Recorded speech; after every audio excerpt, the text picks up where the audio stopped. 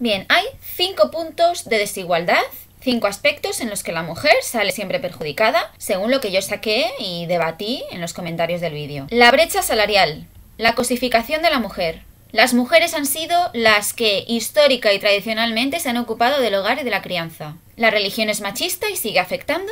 La violencia estructural hacia la mujer. Estos son los 5 focos relevantes. El primero, la brecha salarial, está totalmente desmentida ya. Es tan sencillo como que si quieres cobrar lo mismo que un hombre, tienes que trabajar en el mismo puesto, la misma profesión y las mismas horas. Y las mismas horas extras. Eso de que las mujeres trabajamos 1 mes o 2 meses gratis. No es que trabajemos ese tiempo gratis, es que no lo trabajamos. Trabájalo y tendrás un sueldo igual. También está la cuestión de que según la profesión se cobra más o menos, pero eso es cuestión de la profesión, no del sexo.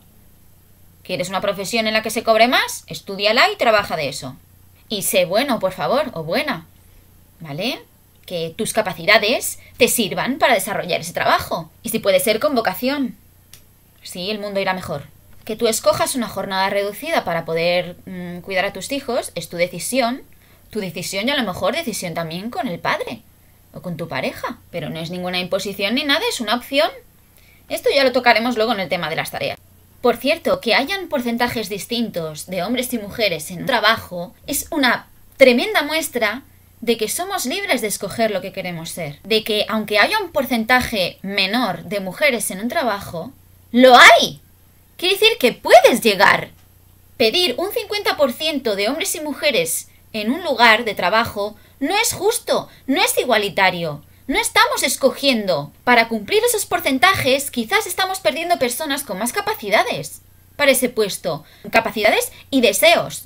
Es que hay menos mujeres en política, pero las hay. Las hay, quiere decir que podemos ser. Podemos llegar. Nadie lo impide, solo tienes que estudiar la carrera. Solo tienes que ponerte a ello. Es que no hay mujeres científicas. ¡Estudia ciencia! Esas diferencias son libertad.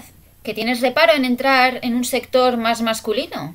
Es tu inseguridad. Y no me vengáis con que son ambientes violentos y no sé qué, por favor, pero si hay ambientes en los que cuando hay menos mujeres las tratan como reinas. La cosificación de la mujer. No está cosificado el hombre, ¿no? Nos quieren hacer creer que solamente es el cuerpo de la mujer el que se utiliza como un objeto, como mercantilización, como para satisfacer a los hombres, que nosotras solo estamos para gustarles, que los cánones de belleza se ajustan a lo que ellos quieren y no sé qué. De eso nada, de hecho muchas veces se promueve un estereotipo de mujer que nos gusta más a nosotras. Cuando estuvo de moda ser muy delgada, pues hay tíos que les molan más con curvas. Cuando estuvo de moda ponerse pechamen, hay hombres que les gustan más naturales. Cuando todas nos maquillamos aquí como puertas, hay hombres que las prefieren sin maquillar. Sinceramente creo que son cosas nuestras. Y encima entre nosotras somos las que nos lanzamos las pollitas y nos decimos, ay, hazte esto, hazte lo otro, ay, ¿me has visto aquello? Somos nosotras las enteradas de este mundo, del mundo de la moda, de la belleza y de la cosmética y estas mierdas. Por otro lado, ¿es que el hombre no es cosificado? ¡Por favor! Está cosificadísimo también. Y nosotras los cosificamos. No, es que el cuerpo del hombre no está para el uso y disfrute de la mujer. ¿Cómo que no? El tío del anuncio del perfume de moda que va medio en pelotas y todo marcado y tal. ¿Para qué está? ¿Para gustar a mi perro? Quéjate de la cosificación de las personas, la cosificación de los cuerpos, sean como sean. Pero del solo a la mujer, no es cierto.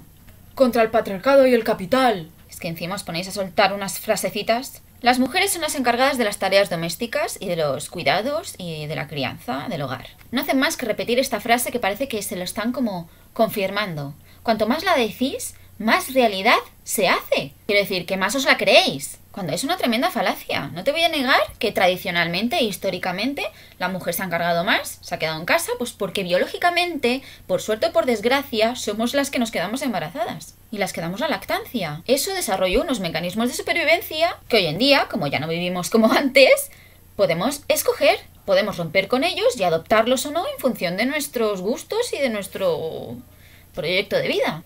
Nada te obliga a asumir más de la responsabilidad que te toca en las tareas del hogar. ¡Nada!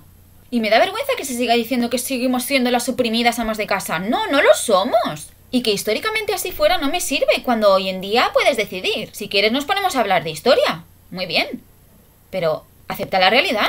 Es absurdo seguir berreando por algo que está en nuestras manos, plenamente en nuestras manos. Os quejáis de que se tiene el prejuicio de la maternidad, pero es que si luego realmente al final somos nosotras la mayoría las que renunciamos a nuestra carrera profesional en pos del cuidado de los hijos, ¿de qué os extraña?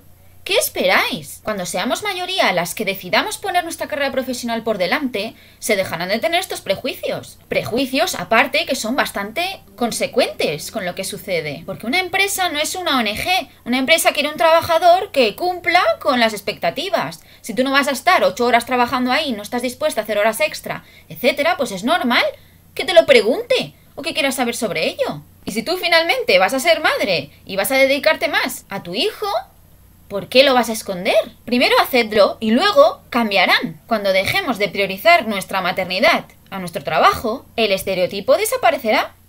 Cambia tú y lo demás vendrá tarde o temprano. Precisamente las jornadas reducidas sirven para que puedas conciliar la vida familiar. Si no quieres ser tú la que renuncia, la que reduce su jornada laboral, la que dedica más horas a la casa y a los hijos, no lo hagas. No lo hagas, si no es lo que quieres. Es nuestra decisión, íntegramente.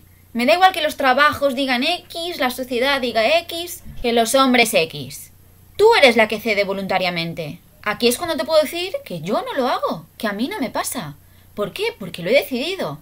¿Por qué? Porque es posible. Ahora luego no me vengas con el deseo de la maternidad y de tener retoñitos, porque finalmente resulta que son muchas las que tienen ese sueño, el sueño de tener hijos. ¿En qué quedamos? Piensa que el padre no renuncia a su carrera laboral, pero sí que renuncia a la vida familiar. Es una cuestión de negociar y decidir qué es lo mejor para la familia. Y si no, pues no crees una familia, ya está. Es que, de verdad, hay que decirlo todo. Vive sola, independiente y ya está. Carajo, no es ni más ni menos digno dedicarse más a la casa que al trabajo, más al trabajo que a la casa. Simplemente son diferentes opciones de vida. ¿Qué se escogen? Gestión familiar, pura y dura. Ahora, ¿quieres que los roles se inviertan? Porque a ti te parece que el que adopta más o menos siempre la mujer es más perjudicial. Pues empieza por invertir el tuyo. Deja de quejarte y berrear y haz. ¿Quieres que la responsabilidad sea más del hombre o que sea el 50%? Haz porque sea así. Y si la otra persona no cumple con su parte, o con lo que se ha acordado, a correr. Solo tú eres la dueña de tus actos, no de los demás. Hablemos de lo que nosotras podemos hacer, no de lo que los demás pueden hacer por nosotras. Hace falta decir también que sois libres de escoger con quién estáis y de con quién compartís vuestra vida. Si haces una absurda huelga de cuidados porque no estás de acuerdo con tu rol, ¿qué coño haces que no lo aplicas el resto de días del año? Y si es la parte que te toca porque así se ha negociado libremente en la familia, ¿cuál es el problema?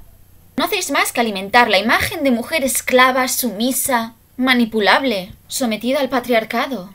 Pon las cartas sobre la mesa. Vale ya, está aquí, está aquí. Siguiente punto, la religión es machista. La religión es una opción. Nadie tiene la obligación de ser religioso, ni de que su hijo haga religión en el cole. Nada. Que la religión sea machista no es nuestro problema. Ahí está para quien la quiera. No la quieras y ya está. Vaya tela con el machaque a unas religiones, pero luego otras las defendemos y las protegemos. Porque son reinterpretables. Venga, hombre. Es que es muy descarado ahí. Inverosímil, de verdad. Por último, la violencia que sufren las mujeres de manera sistémica. Todas las personas sufrimos violencia de muchos tipos. Es muy lícito luchar contra el maltrato en la pareja, contra la violencia machista.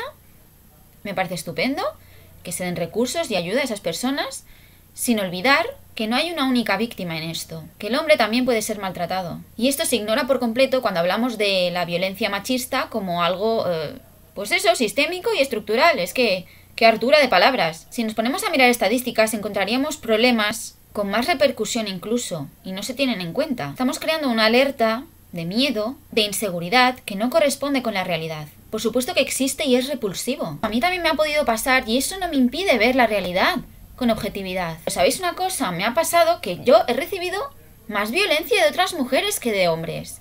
Y no por ello creo un problema estructural de violencia de mujeres hacia otras mujeres. Y que no somos el centro del universo. Que es que toda la sociedad es machista, el mundo es machista y las mujeres estamos oprimidas en todas partes. Gozamos de libertad. Y ojalá todas, absolutamente todas las mujeres, estuvieran en la situación que estamos nosotras aquí. Y ya sabéis a qué lugares me refiero, que están pasando muchísimas cosas que nos afectan a todos y se están invisibilizando por culpa de esta alerta social de violencia machista. Una cortina de humo que nos impide centrarnos en lo realmente importante. Que al final nos están engañando a todos con esta patraña. Coge tu libertad, ejércela y luego me cuentas. Es uno de los reclamos centrales del feminismo y está basado en datos distorsionados repetidos hasta el hartazgo. Las cifras oficiales dicen que hay un 27,23% de brecha salarial de género en la Argentina y muchos la interpretan como desigual paga por el mismo trabajo. Pero no es así. Las cifras de otros países son más o menos parecidas y no hay país del mundo en donde no haya brecha salarial, incluso en los que tienen más igualdad de género. Voy a resumir en este video un artículo académico que escribí sobre el tema y cuyo link pueden encontrar aquí abajo. Una de las instituciones responsables de echar a rodar la mentira de que la brecha salarial debe ser leída como un signo de sexismo es ONU Mujeres. Y voy a citar exactamente lo que dicen en uno de sus informes. En referencia a la brecha salarial, abro comillas, el trabajo de las mujeres se infravalora, cierro comillas, y las mujeres ganan 77 céntimos por cada dólar que ganan los hombres, dicen, lo cual implica que están siendo, abro comillas, robadas, cierro comillas. Es un informe de ONU del 2019. También el sitio argentino Economía Feminista sostiene las mujeres tenemos que trabajar 1 año y 3 meses para obtener lo mismo que ellos en un solo año. Todo esto es falso, una montaña de papers las desmiente. ¿Cómo llegan a interpretar que este 27% de brecha salarial de género es producto del sexismo? Lo que hacen es sumar los ingresos de todas las mujeres y dividirlo por cantidad de mujeres y hacer lo mismo con los hombres y después comparar el ingreso promedio de las mujeres y el de los hombres. Pero se olvidan de algo fundamental, que es lo que se llama controlar variables. Tener en cuenta la cantidad de horas que trabajan las mujeres en promedio, tener en cuenta el tipo de trabajo que desarrollan las mujeres en promedio en relación al tipo de trabajo que desarrollan los hombres, la edad de las mujeres y de los hombres cuando ganan lo que ganan y un montón de variables más que vamos a tratar de analizar en este video.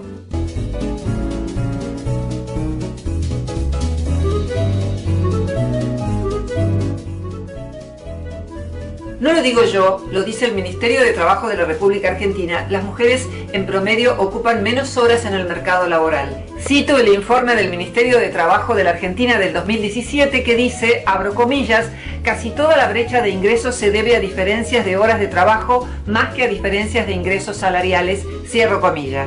Es así en todo el mundo. La Organización Mundial del Trabajo da cuenta de que por semana los varones en promedio trabajan 41 horas y las mujeres 36.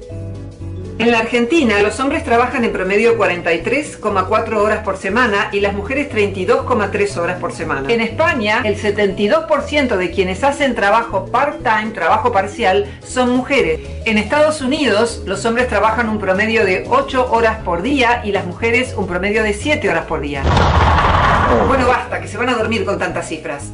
El hecho de que las mujeres trabajen en promedio menos horas fuera de casa debe ser complementado con el hecho de que trabajan el doble de horas que los hombres en tareas domésticas. Estas son cifras oficiales de la Argentina, en promedio 6 horas por día las mujeres y 3 horas por día los varones. Si juntamos ambas cifras vemos que las mujeres trabajan en promedio 11 horas más por semana. Algo interesante es que el informe del Ministerio del Trabajo está desglosado en deciles.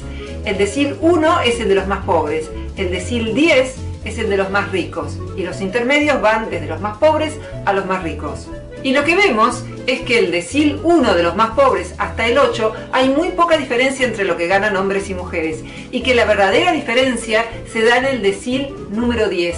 Allí donde están los más ricos es donde hay un 10% de diferencia entre lo que ganan los hombres y lo que ganan las mujeres siempre en promedio. En el decil número 9 ganan más las mujeres, pero en el decil de los más ricos el 20% de todos los ingresos nacionales los cobran los varones y el 10% de todos los ingresos nacionales los cobran las mujeres. Es decir, que estamos hablando de un grupo muy particular que es el de los económicamente más aventajados. No es que no haya brecha en los otros niveles, en los otros deciles, pero es sustantivamente más grande en el decil número 10. Otra cosa interesante es que en todos los deciles las mujeres cobran más en promedio por subsidios, jubilaciones y pensiones. Esto teniendo en cuenta que en la Argentina las mujeres nos jubilamos en promedio 5 años antes, mientras que los varones mueren 7 años antes también, según la Organización Mundial de la Salud. Hay muchas más trabajadoras mujeres que varones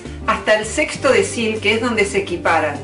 En el decil de los más pobres hay el doble de trabajadoras mujeres que de trabajadores varones.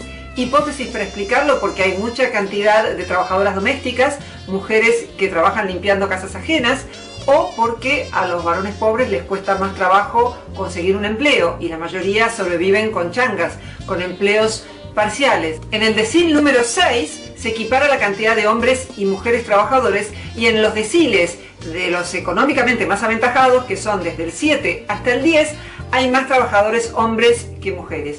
¿Por qué? Una hipótesis para explicarlo es que cuando mejora la situación económica, ya las mujeres que se convierten en madres tienen más posibilidad de salir del mercado laboral, al menos en los años en que sus hijos son más pequeños. ¿Por qué las mujeres ocupan en el mercado laboral menos horas que los hombres?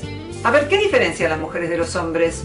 Usan rouge, ven telenovelas, usan zapatos de taco, son madres, embarazan, dan de mamar y, como ocurre entre todos los mamíferos, se ocupan mucho más de la cría que el macho. Hay un estudio muy grande que se hizo en 366 áreas metropolitanas de Estados Unidos y allí se vio que las solteras en promedio ganan 8% más que las casadas con hijos. ¿Qué pasa cuando las mujeres se convierten en madres? Cambian sus horarios, cambian sus prioridades y tienen menos posibilidad de elegir horarios que por ahí los hombres sí pueden cubrir. Algunos de los estudios disponibles muestran que cuando las mujeres se convierten en madre, en promedio bajan un 6% sus ingresos, y cuando se convierten en madres de un segundo hijo, en promedio bajan un 13% sus ingresos.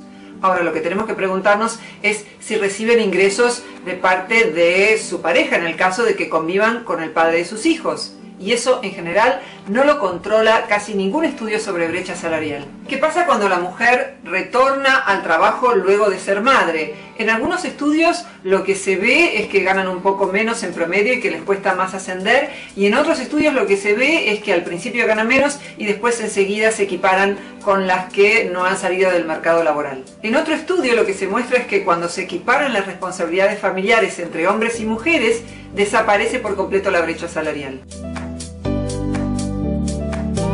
Hay un estudio muy interesante que se hizo en el metro de Boston, donde se vio que hombres y mujeres obviamente cobran lo mismo cuando trabajan la misma cantidad de horas, pero que las mujeres tenían menos disponibilidad horaria y podían elegir rutas menos complejas, y los hombres podían hacerse cargo incluso de más horas extra que las mujeres. ¿Por qué? Básicamente porque cuando las mujeres se convierten en madres tienen menos flexibilidad para los horarios, para los turnos nocturnos y también para asumir rutas que pueden tener algunas dificultades.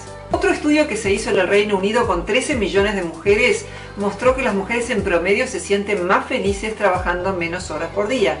Hasta aquí las diferencias que centralmente tienen que ver con cantidad de horas trabajadas asociadas a la maternidad. Vamos a ver ahora otra de las presuntas causas de la brecha salarial, que es el tipo de trabajo que eligen preponderantemente hombres y mujeres. Los hombres tienden a concentrarse en sectores como la construcción, la minería, las manufacturas, el transporte y el agro, donde los riesgos de accidentes y exposición a tóxicos tienen más protagonismo. Y según la Superintendencia de Riesgos de Trabajo de Argentina, las mujeres están sobrerepresentadas en una serie limitada de sectores y ocupaciones.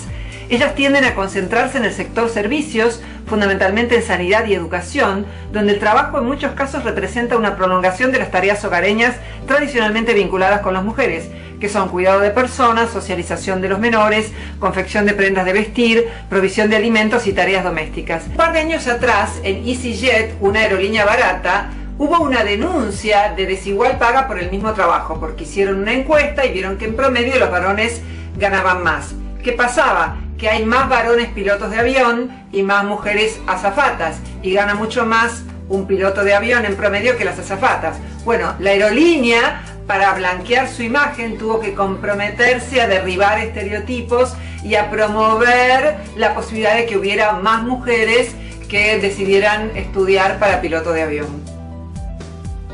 Otro caso asociado a la brecha salarial estuvo vinculado con el fútbol, porque en el fútbol de primera división los varones recaudan muchísimo más dinero que en el fútbol femenino. Entonces el tema filosófico por dirimir ahí es si se paga en función de lo que se recauda, que que es lo que arguyó la FIFA, o se paga en función del esfuerzo. También hay cierta evidencia de que los gays en promedio ganan menos y las lesbianas en promedio ganan más, pero lo atribuyen fundamentalmente al tipo de trabajo que eligen. No sé si los sorprende esta cifra, pero los casados ganan más que los solteros.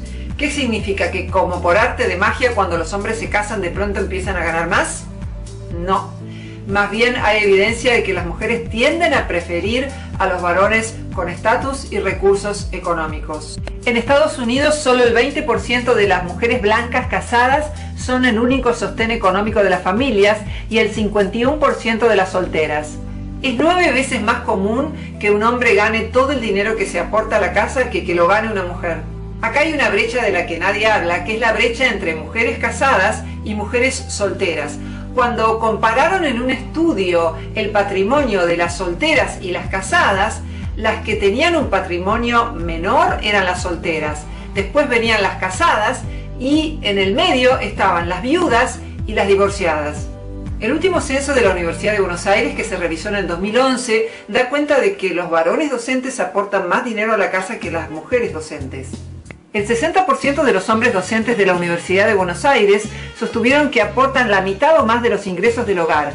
Entre los profesores, 40,6% de los varones y 29,3% de las mujeres aporta entre el 75 y 100% de los ingresos del hogar. Otro de los factores de los que hay cierta evidencia que puede influir en la brecha salarial es que las mujeres en promedio parecen ser peores negociando sueldos. Hubo un caso muy publicitado en la prensa de una actriz que ganó un Oscar, Jennifer Lawrence, que acusó a los productores del film en el que había participado de cobrar menos que su coprotagonista. Pero después, cuando examinaron más en detalle cómo había sido la negociación, ella dijo que no pidió más para no caer antipática. En un estudio que hizo el economista Martín Tetaz, cuando se les preguntó a las mujeres cuánto querían ganar y cuando se les preguntó a los hombres lo mismo, las mujeres en promedio pretendían ganar 7,8% menos. Una pregunta que podemos formularnos es si las mujeres están contentas con trabajar part-time. Hay cierta evidencia en algunos trabajos de que se sienten más felices, como decíamos, si trabajan menos horas, pero también hay cierta evidencia de que prefieren tener una vida con roles más distribuidos. El trabajo, la familia, ver a las amigas, los hobbies, mientras que en promedio los varones tienden a concentrar sus energías más en el trabajo y se sienten más cómodos así además. Lo cierto es que más allá de lo que les guste, las que pueden darse el lujo de trabajar menos horas son las que están en posiciones económicas más acomodadas. Es evidente que hay muchas mujeres que tienen hijos y que aportan el conjunto de los ingresos al hogar. Esto no se puede negar, aun cuando reciban ayudas estatales, y seguramente para ellas es mucho más arduo que para el resto de las mujeres. Pero si vamos a hablar de brecha salarial, también tenemos que tener en cuenta si hay transferencia de recursos por parte de los varones hacia las mujeres. También tenemos que evaluar si no se trata de una consensuada división del trabajo. Cuando tienen hijos, el varón trabaja más horas en general fuera de casa y la mujer trabaja más horas dentro de casa, y ambos pueden estar conformes o no con esa situación, pero puede haber muchos que lo entienden como un acuerdo consensuado e incluso satisfactorio para ambos. En la mayoría de los países occidentales está prohibido cobrar distinto. Por tanto, si se cobrara distinto por el mismo trabajo, es muy extraño que no haya surgido una suerte de Me Too en donde las mujeres denuncian en las redes que cobran menos por la misma tarea. No vamos a descartar la posibilidad de que esto no se sepa, pero resulta bastante raro que esto no haya ocurrido, porque es inconstitucional que las mujeres ganen menos que los varones por el mismo trabajo.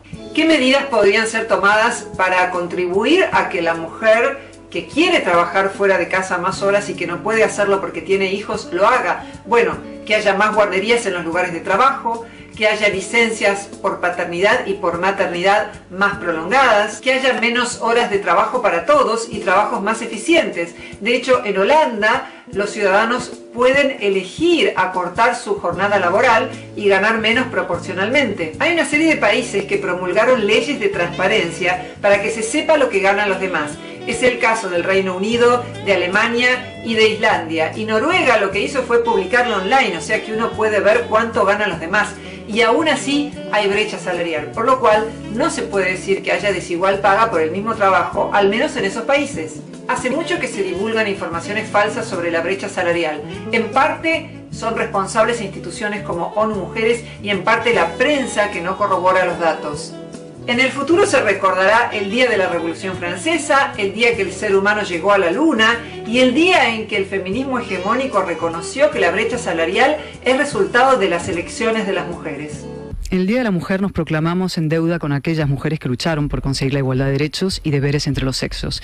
También expresamos nuestra inquietud ante una corriente de opinión supuestamente feminista que pretende hablar en nombre de todas las mujeres, imponerles su forma de pensar y retratarlas como víctimas de nacimiento de lo que llaman el heteropatriarcado. Nosotras no nos reconocemos víctimas de nuestros hermanos, parejas, padres, hijos, amigos y compañeros, nuestros iguales masculinos.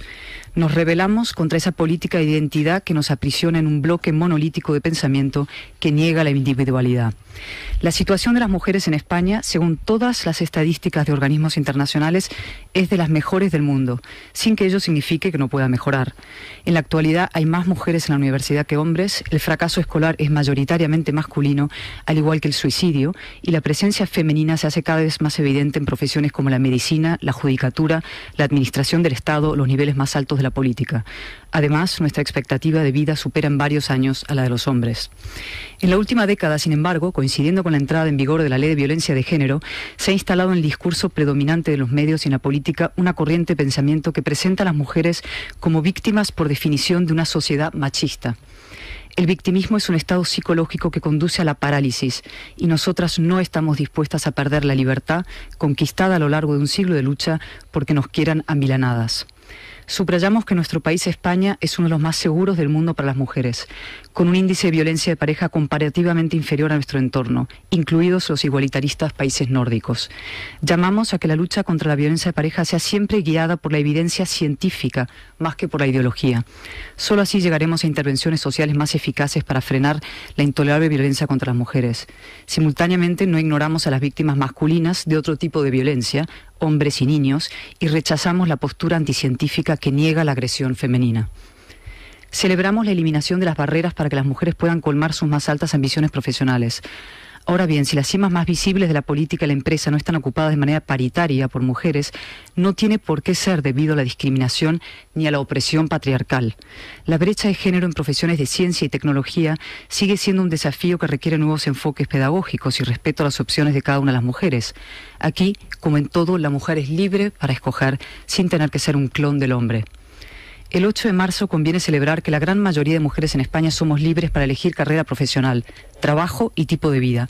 Reconocemos la responsabilidad derivada de esa elección a la hora de decidir qué estudiar, quién escoge la jornada reducida o no en caso de ser padres, la duración del periodo de alimentación del lactante por la madre o cómo se organiza la conciliación laboral. Proclamamos el derecho de nuestros hijos a saber que han tenido la inmensa suerte de nacer en un país donde existe el respeto a las mujeres y donde las niñas llegarán donde quieran. Porque ya lo han hecho, porque ya hay rectoras de universidad, investigadoras, políticas, médicos, ingenieras, abogadas, escritoras, diplomáticas, periodistas, pilotos, empresarias o juezas. Desde hace décadas ha habido ministras, alcaldesas, presidentas de comunidades autónomas del Senado, del Congreso, comisarias europeas y vicepresidentas del Gobierno. Obviamente existe amplio campo de negociación en los hogares donde haya parejas con aspiraciones profesionales, porque nadie, ni la mujer ni el hombre, pueden tenerlo absolutamente todo. Se trata, pues, de consensuar mecanismos para aspirar a la mayor conciliación posible entre la vida familiar, profesional y la estrictamente personal. Las niñas de hoy necesitan saber que ellas no son víctimas y que tienen su futuro en sus manos. Esa situación privilegiada de España, que destaca incluso dentro del mundo occidental, es uno de nuestros signos de identidad positivos como país. Según UNICEF, se estima que 133 millones de niñas han sufrido mutilación genital, sobre todo en Oriente Medio y en África. En Irán hemos visto cómo se han encarcelado activistas por quitarse el velo. En Arabia Saudí, por fin, este año las mujeres podrán conducir. Las tasas de maltrato en América Latina son aterradoras y en gran parte de África ni siquiera hay planificación familiar. Hace 4 décadas que las mujeres en España dejaron de depender de los hombres para conquistar la igualdad. A muchas nos sobra el paternalismo y lamentamos que una ideología contraria a la libertad pretenda rogarse la representación de la mitad de la humanidad y que se alimente de dinero público, de nuestro dinero, para fomentar una guerra de sexos que nos degrada y nos aleja de un futuro compartido. Celebremos el 8 de marzo que, a diferencia de otras partes del mundo, en España las mujeres no nacen víctimas, que somos personas adultas, libres y responsables de nuestras elecciones.